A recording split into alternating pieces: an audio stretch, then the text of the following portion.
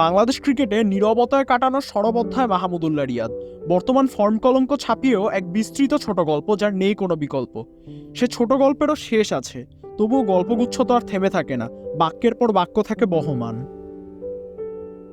সেই সুবাদেই একটা প্রশ্ন রয়েই যায়, কে হবেন সে পথের ভবিষ্যৎ সারথি?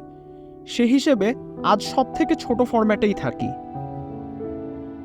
এক্ষেত্রে এগিয়ে রাখা যায় শামীম হোসেন পাটোয়ারির নাম।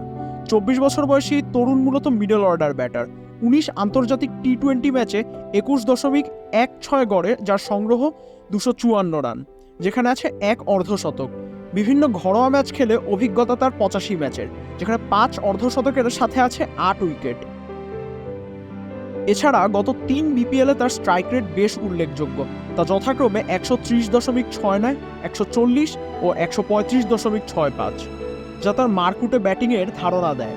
ব্যাটিং বিবেচনায় উইকেটরক্ষক নুরুল হাসান সোহানকেও বিবেচনায় নেওয়া যায়। সব রকম টি-20তে তার স্ট্রাইক রেট প্রায় 120।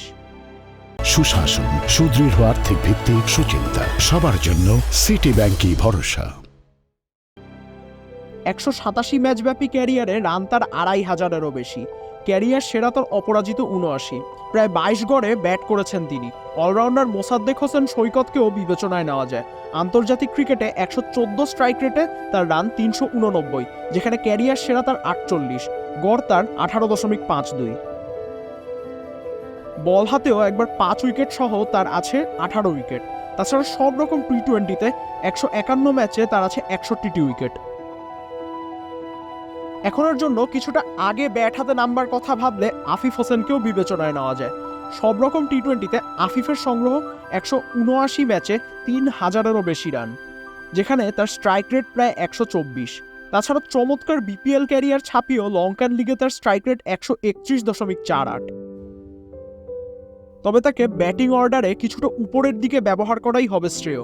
সে বিবেচনায় অলরাউন্ডার মেহেদী হাসান মিরাজকে রিয়াদের স্থানে ব্যাট হাতে নামানো যেতে পারে। এখানে একটা প্রশ্ন আসতেই পারে যে শান্ত কোথায় খেলবেন? শান্ত টি-20 ব্যাটিং কতটা কার্যকরী, সেক্ষেত্রে সেটাও একটা বিতর্কই বটে। তাছাড়া বল হাতেও আফিফ কম যাননি। বিপিএল অভিষেকে 5 উইকেট সহ সব রকম টি-20তে তার 35টি উইকেট রয়েছে। নিঃসন্দেহে এদের প্রত্যেকেই এক একজন অনন্য প্রতিভা, যাদের মাহমুদুল্লাহ শূন্য স্থান দখলের দক্ষতা আছে। তবে এক মাহমুদুল্লাহ হয়ে ওঠার ক্ষমতা হয়তো কারোরই নেই। নক্ষত্ররাও সবার অজান্তেই একদিন ঝরে পড়ে, মাহমুদুল্লাহরাও নীরবে নিভৃতেই একদিন বাড়ি ফেরেন। তবুও দিন শেষে সাইলেন্ট কিলার তো কেবল একজনই, সাথে সামাল দেবার অদম্য ক্ষমতা, যা আদতে কখনোই পূরণ হবে কিনা তা সময় দেবের হাতই বলে দেবে। ইসমাম সোহরাওয়ার্দী, খেলা 71।